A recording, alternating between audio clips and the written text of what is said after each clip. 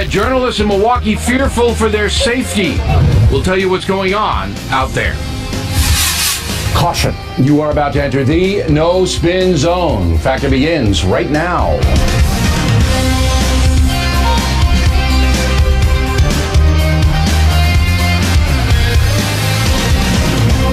Hi, I'm Bill O'Reilly. Thanks for watching us tonight. Donald Trump goes back to his populist approach, and that is the subject of this evening's Talking Points memo. In a speech last night outside of Milwaukee, the candidate spoke forcefully about the problems facing America. Trying to broaden his appeal, Mr. Trump directed some of his remarks at African Americans. I'm asking for the vote of every African American citizen struggling in our country today who wants a different and much better future. It's time for our society to address some honest and very, very difficult truths. The Democratic Party has failed and betrayed the African American community. Mr. Trump pointing to the median household income for blacks falling during President Obama's tenure. Black home ownership also fallen. And the black poverty rate has risen slightly. As far as crime is concerned, blacks make up 13% of the population, but 38% of all violent crime arrests are African American individuals. In education, blacks have the highest high school dropout rate among ethnic groups and score lowest among American groups in math and writing on the SATs. So it would seem that Donald Trump is a point. The stats say that under a progressive Democratic president, black Americans are less well off than they were under President Bush the Younger.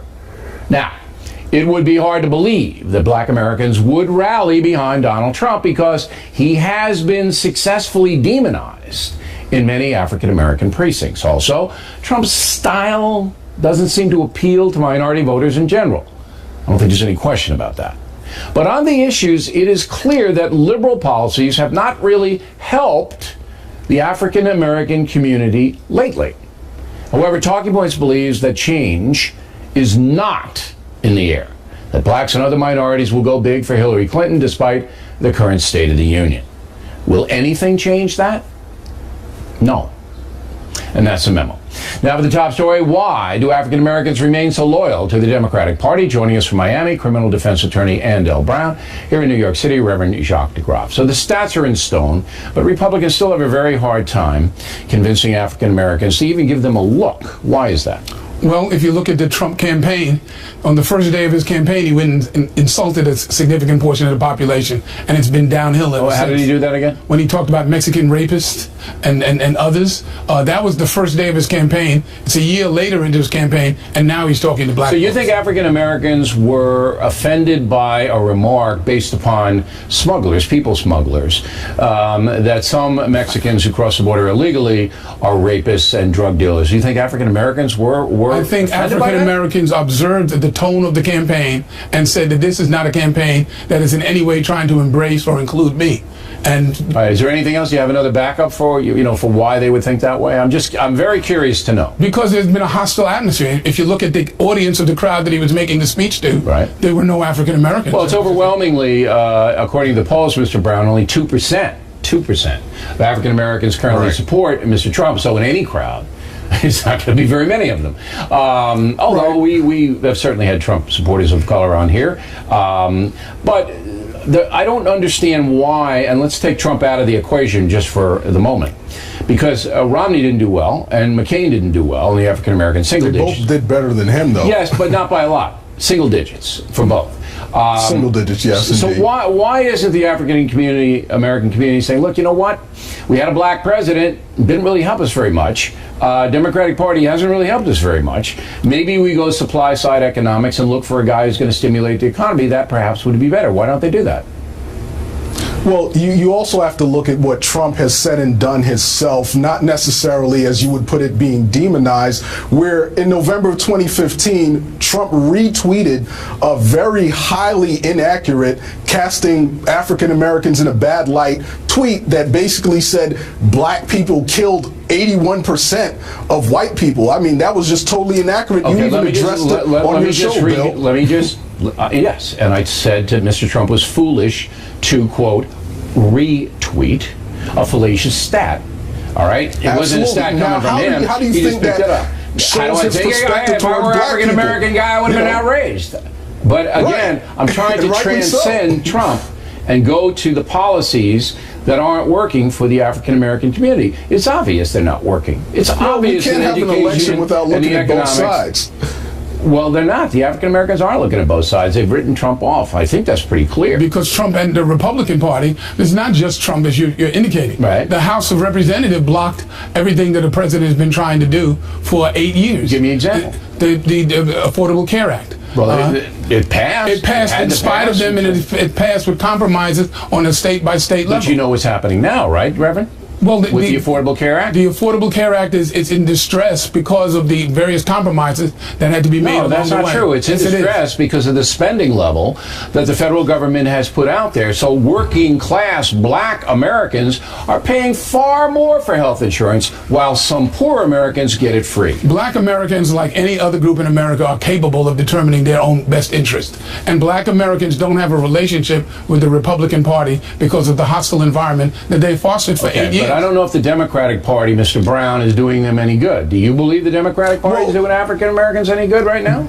One of the things I've seen, especially in the area of criminal justice reform with the Fair Sentencing Act, which removed the distinctions between crack cocaine and powder cocaine that disproportionately affected African American communities. So that was one major thing. Also in education, I think that's an area where President Obama has stepped up with the funding for schools based on racing towards the top instead of the racing towards the bottom. Common Core education. I don't know if that is proven in the stats now, though. If you look at the stats, African American schools lag behind white schools big time, and the Democratic Party has blocked the voucher system. One of the I just want to make Mr. Brown right. They have blocked the voucher system, which would give poor blacks an option to attend private schools, and they blocked that. All right, now obviously, Bill, this problem wasn't created overnight. It won't be solved overnight. But I've spoken to a number of educators in the charter school system, the voucher school system, and they say that these things are working for African American communities. They're not working on paper. The stats are in stone. One of the areas of distress in our community is at-risk male youth.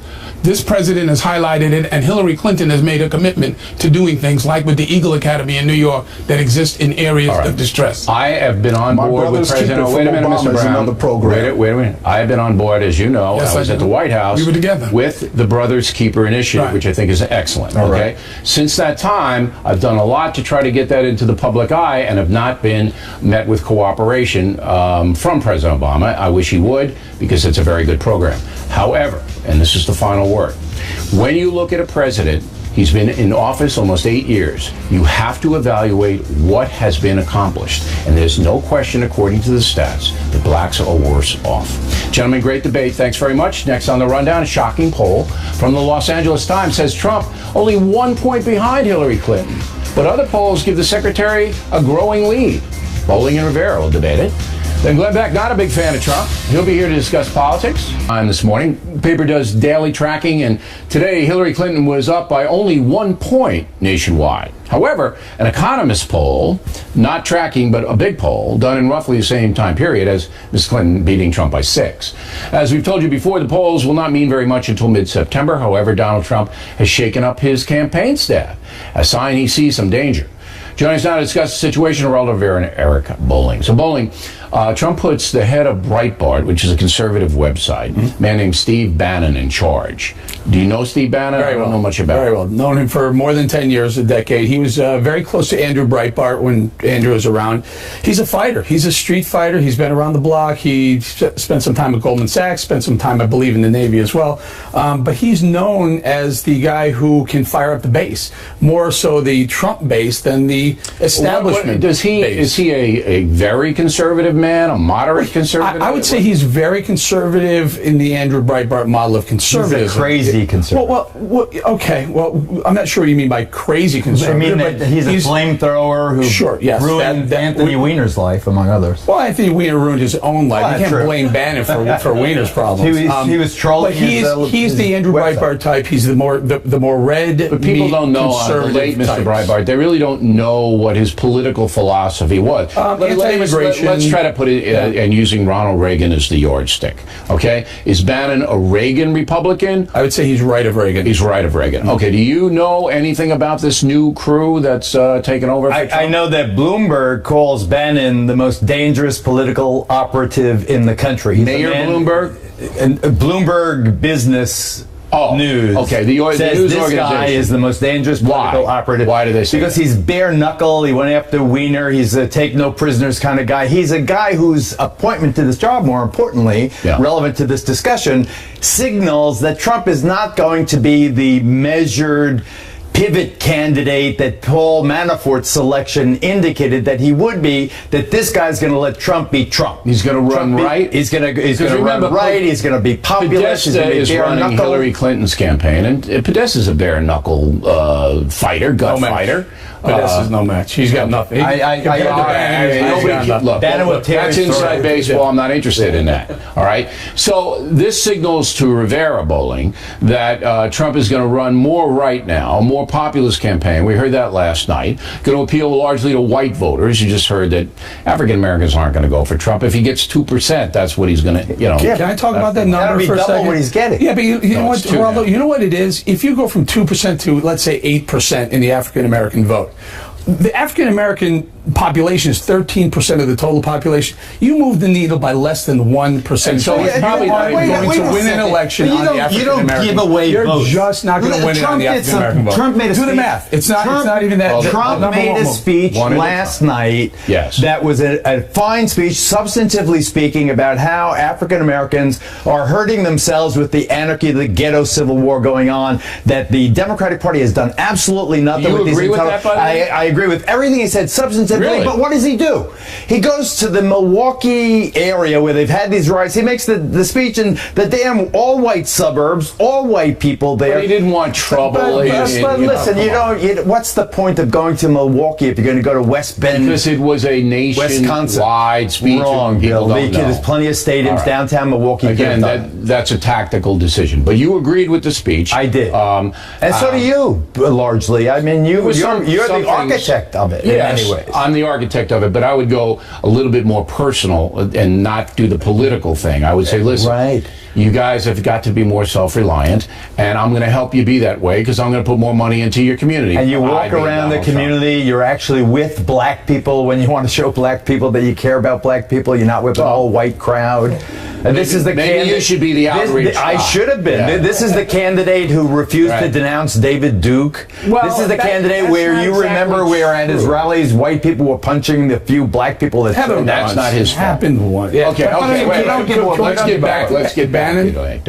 I think that the polls now don't matter very much. Do you both concur with that? I disagree. You do. So you think they mean a lot? I think that polls are a reflection of reality. Now, why would the LA Times only have 1.2? Mark Twain said, "Figures don't lie, but liars figure." I think that there's a personal interpretation, even of objective data. Why would the LA Times have it? Because I'll give you very quickly. The Daybreak poll uses an enthusiasm measurement. In other words, it's not that Trump has got more enthusiasm than he had last week. But he could have fewer. If he has 10 people, but they have twice as much enthusiasm as Hillary's 11 people, they're gonna show that on this enthusiasm poll of the LA Times Daybreak poll, they're gonna show that he has a number high. But for instance, after the Republican convention, it looks like he stopped the bleeding. Right. I don't have time for the history. Please.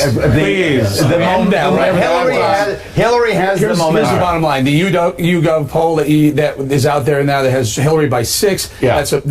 That's a statistical tie. It's 4 percentage points plus or minus. No, this is relevant. I gotta go. Because it's closing the gap. The key to it is not. Florida. It's going the other way. Stop.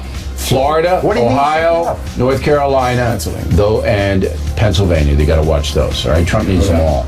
Gentlemen, thank you. Directly ahead, Glenn Beck has written a new book on how progressives are not telling the truth. He will be here. And later, some journalists say they fear for their lives covering the Milwaukee race situation. Those reports after these messages.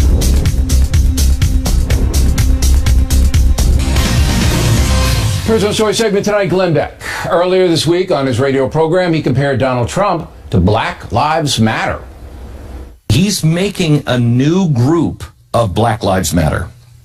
He's making a new group of people that so distrust and hate the system that they will buy anything. It was a rigged election. The media ought to go to jail. And it's these Republicans. And not look at who's leading that. Joining us now from Dallas is Glenn Beck, author of the brand new book, Liars, How Progressives Exploit Our Fears for Power and Control, which we will work into this discussion. Yes. Do you miss me, Bill? I mean, how much? Really? Come on. Bill, you don't call me anymore. I've been eating myself sick. I sit at home and watch your show. And you look like you've been eating yourself sick there, Beck. You know what I mean? So I get the point that if Mr. Trump is going to campaign on a rigged election theory, it creates cynicism. I get it. Yes. But that's really a very minor part of his presentation, is it not? Aren't you nitpicking him?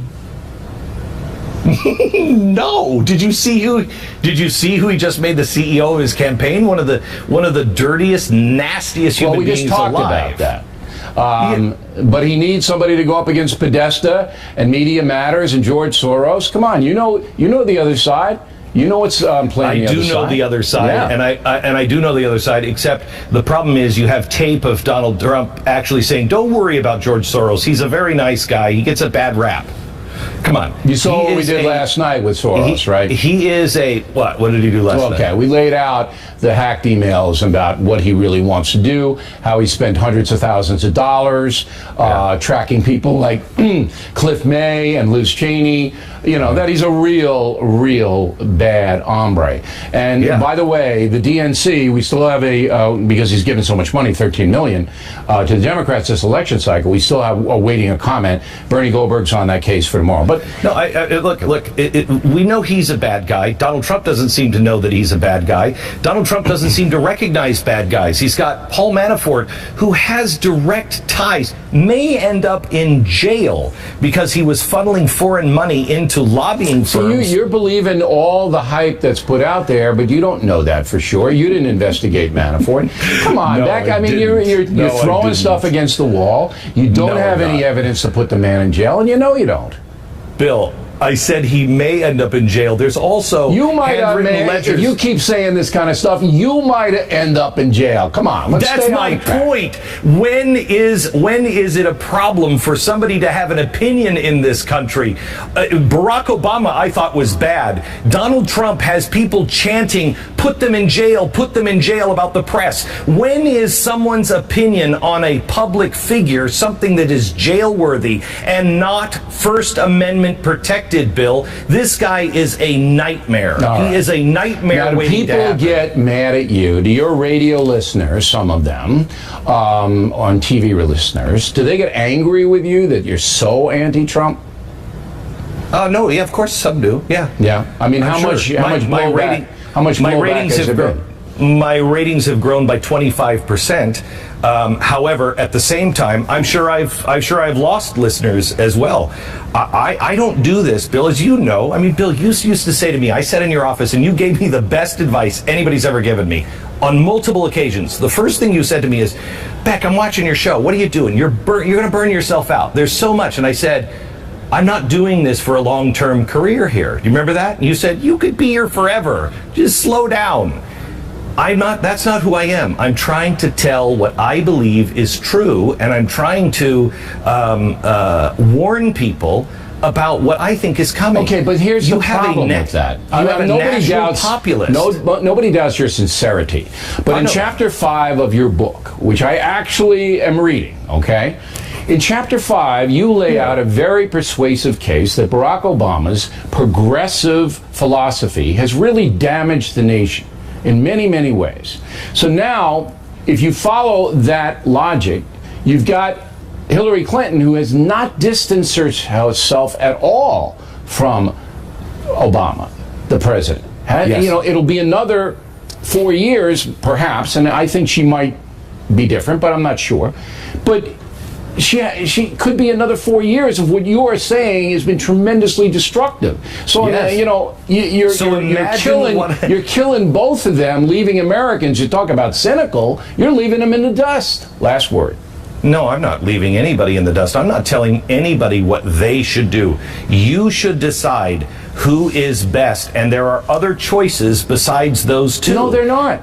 It's going to be either Clinton or Trump as president. There are no other choices. Then here's what you do. You go out and you campaign hard for those constitutional conservatives that will go serve in the House and the Senate. Donald Trump says he doesn't care. He doesn't care if the GOP loses the House. I do, because I want somebody to be able to stand against whoever is in office, because I don't think either of them care about the Constitution one iota. All right. The book is Liars, How Progressives Exploit Our Fears for Power and Control. Glenn Beck, always provocative, and we appreciate you coming and sexy, and always sexy. Yeah, there's another bit of propaganda. Plenty more ahead as the factor moves along this evening. Miller will take me to task about my travels to Cuba, and Martha McCallum on a monkey causing big problems at a Walmart. Wait till you see this one. We hope you stay tuned for those reports. Dr. Follow-up segment tonight. As you may know, we do not nitpick here, Hillary Clinton or Donald Trump. We don't do that to them. For example, when the father of the Orlando terrorists attended a Hillary Clinton rally in Florida, we didn't think that had any meaning at all. And when Donald Trump said that Barack Obama created ISIS, we knew exactly what he was talking about, the failed U.S. policy in Iraq. So we basically ignored both stories. However, there are two situations that remain undefined, both in the Clinton camp, I want to talk about tonight. The Clinton Foundation situation and the FBI giving Clinton email documents to a House Oversight Committee. And now with the latest, Fox News Chief Intelligence Correspondent Catherine Herridge. Let's take the Clinton Foundation story first. Anything new? Well, Bill, I spoke with 3 different contacts today to prep for the show, 2 law enforcement and 1 congressional. And what I know is that the email investigation has been put to bed. The Clinton Foundation is ongoing. It's not moving quickly for 2 reasons. One is that it's very complex, and if you're going to do this, you want the whole pie, not just a slice. And there's no real full-throated support for it at the Justice Department. And then there's this third piece, this perjury case, these allegations that Hillary Clinton lied to Congress during her testimony in 2015 about her email practices. And that, frankly, is a very hard case to make, because you've got to get inside her head. And they were not able to do that with the email case. Is that what they turned over to the House Oversight Committee? They turned over her testimony to the FBI, to the committee? Is that what that was about? That's a great question. What they turned over was the FBI's investigative file. So the summary of Hillary Clinton's interview, which is known within the FBI as a 302. The FBI does not record interviews. They base summaries on the agent's notes.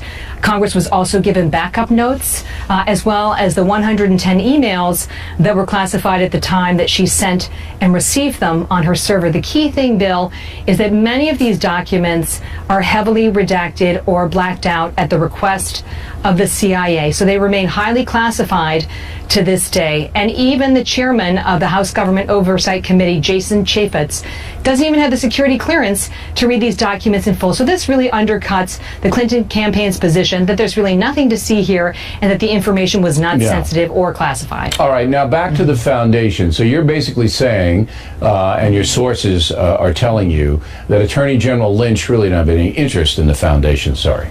That would be the right way to put it, more or less. I'm disappointed in her. I am. I thought that when she was appointed Attorney General that she would pursue justice. I don't have any axe to grind on the Clinton Foundation, but you know, if you look at all of the people who had access to Secretary of State Clinton, and then all of the money they did give the foundation, certainly that needs to be clarified, and Attorney General Lynch should be up front and saying we need to clarify that. This is a great point. You know, the FBI's #1 priority on their website is public corruption. I mean, this is not something that you can just do a drive-by on, it's at the highest level. It's at the highest level, and it's, that's right. You know, if you look at it and you look at the sheer number of people who had given to the Clinton Foundation, who then got access to Hillary Clinton in some way, shape, or form. Right. I mean, it really has to. I agree, but you know, the threshold is very high in public corruption cases. I'm not saying there's any crime. I'm just saying I want to know as an American what the hell happened there. Yeah, all right, that's a good way Catherine. to put it. We appreciate your reporting. Thank you. You're welcome. Thanks for having me. Miller on deck. He's got a quibble with me going to Cuba. Uh-oh. The D-Man is next. The #1 cable news show for 15 years and counting. Thanks for staying with us. I'm Bill O'Reilly in the Miller Time segment tonight. It's August, so the D-Man has disappeared. We don't know where he is. And really, nobody's looking very hard. But we did put together some of his recent outrageous comments. Miller, the haircut. You look like Beeve's older brother, Tony Dow. I like it. Hey, Mom, I just wanted my hair to look good like Wally's. Billy, it's not a haircut. It fell out when I was watching Loretta Lynch's testimony. Again, I need more facts on the hypothetical. I thought the Attorney General was supposed to prosecute people who obstructed justice, not perfect it. She made Comey look like Sammy the Bull Gravano in a karaoke bar. All right. Have you ever been to Timmonsville, South Carolina, Miller? Small town. Billy, that's where my presidential library is. They passed an ordinance that says you cannot wear saggy pants that intentionally display undergarments. You cannot wear them in Timmonsville, South Carolina. Bill, can I tell you, I don't care anymore. I go out with one goal in mind now, and it's not to interact and see what the kids are doing with their sartorial splendor. I go out to get what I want, and then I go back home as quickly as possible, because I don't trust it out anymore. And I don't care what you wear, okay? You can put your undies on your head, and you can put a hat on your ass. Just leave me alone. All right. Don't get in my way when I'm going to 7-Eleven. Just spread out. Let me get my stuff and get out. I don't go out to exchange vibes with other generations. Powerball madness. So, Miller, if you win it, what are you going to do with the money? You know, Powerball used to be my CB handle. Micro 19 Rubber Ducky. You got any Smokey the Bears in your kitchen? If I win, first off, you'd be a guest right now on the O'Miller Factor, and I'd be working on my new book, Killing Time. That's what's going to happen if I win. So you're bailing, huh? You're out of there, and man. And then I would get a big fistful of $100 bills, and I would just walk around with it all day. And if I met a moron, I'd say, "Hey, can I slap you and peel a few off?" That's how I'd spend the money. Now, Miller, I went to Havana to see if there was a suitable venue for the O'Reilly Miller live show, and it was very hard to find. I won't go down. You'll have to take Waters to that one. I won't play there until frickin' frack Crooked. I'm not going down there. I think they're bad guys. No, I won't go to Cuba until the Castros die. Okay. And even then, it's not big on my list. But I'm telling you this, I heard you had a bad hotel experience down there. And you know something? You should have stayed over in the prison quarters at Gitmo. I hear that's the last plush place on the entire That's island. a nice place. I've been to Gitmo twice. That's a nice facility down there. Now, when I heard you were down in Cuba, Bill, I had an image of you like Hyman Roth up on the roof with all your friends saying, "Show everybody the cake." Make sure that everybody sees the cake before we cut it. And there we have the iconic Che Guevara shirt. Now, I guess Sanders is pushing socialism over here, Billy, and I just don't know if Sanders has the same iconography as Che Guevara does. You're a Southern California guy. Have you ever been to the Playboy Mansion? No, I hear it's up for sale, right? Yeah. Let me tell you this, if anybody's out there thinking of buying it, you'd have to bring in Old Faithful to steam clean that thing, all right? There are microbes the size of piranha in that jacuzzi grotto. That place is a virus mead cup. There are bacteria in there that cast a shadow, like Jimmy Arness at the beginning of Gunsmoke. There's another home up for sale, and it's where the movie Silence of the Lambs was shot. Roll the tape. Freeze! Put your hands over your head and turn around. Spread your legs. Spread your legs. Put your hands in the back. Thumbs up. Freeze! So, are you interested in this house? Well, I can see me sitting out on that gazebo having gyro sandwiches. This is the sort of house where you pray that they only find radon in the basement, all right? Now, you can summer there, and then you go out to the Bates Motel to winter out in Cali. if you throw in an extra $2,000 here, they will put half in this house, too. Half will come to live with you. This house is 30 miles south of Pittsburgh, your hometown. It was initially listed for $300,000. Nobody wants to buy it, so now it's down to $249,900. It's got only one bathroom but 4 bedrooms. It's beautiful. It looks like one of those rooms in Saddam Hussein's place. I know. All right, Miller will be back live on Monday next week. Martha McCallum on deck. Journalists fearing for their safety in Milwaukee. And a monkey gone wild at Walmart. Martha, moments away. Did you see that? Recently, there were riots in Milwaukee, as you know, after a black man was shot dead by police there. Authorities say the suspect carrying a gun had a long record, including gun convictions. Nevertheless, hundreds of people rampaged, destroying property. 41 have been arrested. Now, a very tough story for journalists to cover. There's enough people who are screaming things about white people and attacking, and and reporters being attacked, and then hearing that it was a white kid who got shot. That I think, for those that are perceivably white, it is just not safe to be here, and that's why I'm deciding to leave. Right, with us now to explain further, Fox News anchor Martha McCallum. I've been in those situations, those riot situations, and he's smart. This kid's a freelancer to get out. Who is he, and do the other reporters feel that way as well? His name is Tim Poole. He's 30 years old, grew up in Chicago, and as you say, he's a freelance reporter. He's done work for some of the networks, also for Vice, for Fusion, and he's covered a lot of these situations, a lot of these inner city scuffles. He did Occupy Wall Street, but he was being very honest. He said he wanted people to understand what the threat there was. He saw reporters, white reporters, being grabbed, being pushed. Sure. He saw one guy get shot in the neck who was 18 years old, who was taken out of there, and that seems to be... Not a reporter, just a civilian. Not a reporter in that case. Right.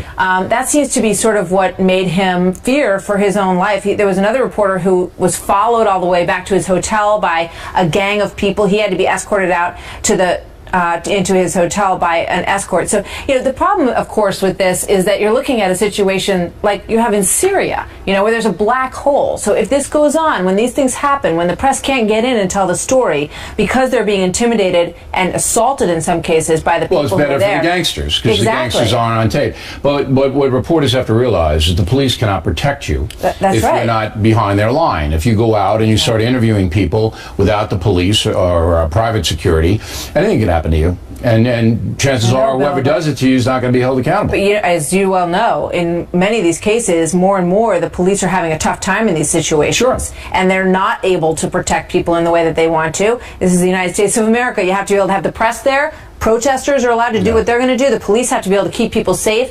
And this is a breakdown, similar to what we saw in the late 60s in this country. Okay. Now let's shift gears to a much lighter story. We'll take you to Ohio, Lancaster, and a Walmart parking lot. Go. A bizarre video of a monkey attack at this Walmart in Lancaster has been shared over 3,000 times and seen by over 150,000 people on Facebook. Whose monkey is that? It happened Sunday night. Stewart says her and her husband were arriving at the Walmart when she spotted a monkey attacking an employee. Oh, no. Let go. All of a sudden, the monkey jumps on him, and then she runs over and pushes the guy away. Was there a sale on monkeys at Walmart? Were they running a special? Monkeys in aisle 3. What was the monkey doing there? When gets away at Walmart, it's a problem, we all need this sort of diversion. I don't know why we're doing the monkey in the diaper story, but this wacko had this monkey with a diaper on in her RV. Surely you've been through this kind of experience. Yeah, almost every weekend. Yeah, so, all right, so this didn't have anything to do with Walmart. It was somebody in an RV parked in the Walmart lot with a monkey, and the monkey goes out and attacks somebody. The monkey grabbed this guy, and the woman's main concern was let her go. She's like, let her go, let her go. Monkey go. Because if the monkey bites you, they're going to take the monkey away from me. And so she wasn't concerned about the man, but she was concerned that if he claims that the monkey bit her, they can be pretty vicious. They can be very vicious. This is a true story, real fast. I was in Zambia one time. Yeah. Macondo in Zambia. I was in Zambia, and an orangutan threw a grapefruit at me. Really? Yeah. I'm going, what? And things like this. And then there are so many people who have wanted to throw a great That's party right. There were together, 16 other people lined up behind the orangutan. But he was a bad. He got some other woman in the back of the head, and he missed me. But I know he was looking at me. Those primates, you got to stay away. No more primates at Walmart. Martha McCallum, everybody. Thank you. Bill. The factor tip of the day: how lies put out by the press can become prevailing wisdom. The tip, moments away. Very nice review today in the New York Post. Columnist Cindy Adams read Killing the Rising Sun. Says it's thrilling and chilling. That rhymes with killing. Ms. Adams also says she couldn't put Rising Sun down. That's great to hear. The book is out September 13th. Features a very powerful review from General David Petraeus on the back cover. Now, if you pre-order Killing the Rising Sun on BillO'Reilly.com, you'll get it first. And if you become a BillO'Reilly.com premium member, you'll get it free and first. Once again, all money I derive from BillO'Reilly.com donated to charity. Now the mail, Jeremiah Oldfather, Hanukkah, Hawaii. Mr. O'Reilly, I'm a liberal who mostly enjoys your talking points memo, but comparing David Duke to George Soros is off the rails. The former head of the KKK is in a category all his own. The comparison was made because the extremism demonstrated by both men is destructive to the country. Yes, they have different styles, but here's what's the same, Jeremiah. Both are doing heavy damage to the country. Tony Smith, Partridge, Illinois. O'Reilly, thank you for exposing George Soros and his plans for wide open borders worldwide. This is the most important story of our time. Fred Calhoun, Atlanta. O'Reilly, while we know what Duke's followers have done, you failed to tell us what Soros has done.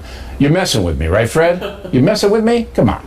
The memo's posted on BillO'Reilly.com and clearly lays out that Soros is spending millions of dollars to promote open borders, attack Israel, and smear Americans who want protection from the jihad. Come on. Gloria Pemberton, Newbury Park, California. I find it ironic that Soros lives in a country which affords him the freedom to try and destroy it. Always been that way, Gloria. Always been that way. We had a strong communist party, and the Nazi Bund was actually here before World War II. Randy Clemens, Indianapolis, Black Lives Matter showed incredible ignorance in protesting at Graceland. It is well documented that Elvis Presley was a true friend to blacks. Arthur Alex, Palm Coast, Florida. Mr. O'Reilly, you stated that Hillary Clinton is using the techniques illuminated in Saul Alinsky's rules for radicals. Wrong, Arthur. I said that some in the press are using Alinsky's model, not the candidate. Got to listen closely here.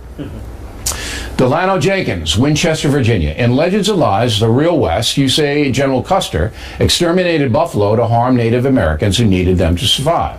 That's true, but disputed by some. Thanks for the reference. Well, you're welcome, Delano. And if you like the Legends of Lies concept, we now have both the West and the Patriot editions available together on BillO'Reilly.com. All right, great gift, great books. And finally tonight, the factor tip of the day. There is a new book out called The Underground Railroad, written by Colson Whitehead. Speaking to Time magazine, Mr. Whitehead explains how he researched slavery and then says, quote, Bill O'Reilly was mad when Michelle Obama mentioned that she lives in a White House built by slaves. Why would you get mad at that? He felt he had to step up and say, actually, that's technically true, but they were well-fed and housed, unquote. Now, anyone who saw my analysis of Michelle Obama's remarks would know that I praised her. I wasn't mad in the slightest. But Mr. Whitehead apparently did not see my analysis, which is now posted on BillO'Reilly.com. Instead, he believes fallacious media reports that were designed to denigrate and smear me. Stuff put out by the gutter snipes. He believes that. Now, Mr. Whitehead is an educated man, an author. And he must know that I got the facts right about the construction of the White House. If he wrote a book about slavery, he must know that. But he, like millions of other Americans, are now disseminating propaganda put forth by a very corrupt American media. Don't believe what you hear and read in the media these days. Check things out for yourself. And it's easy with the net. Factor tip of the day. And that is it for us tonight. Please check out the Fox News Factor website, different from BillO'Reilly.com. Also, please spout off about the Factor from anywhere in the world. O'Reilly at FoxNews.com, O'Reilly at FoxNews.com. Name in town if you wish to opine. Word of the day, do not be magniloquent. Hoo-ah? That's a good one. Do not be magniloquent. Writing to The Factor. Tomorrow, Bernie Goldberg on the Soros case.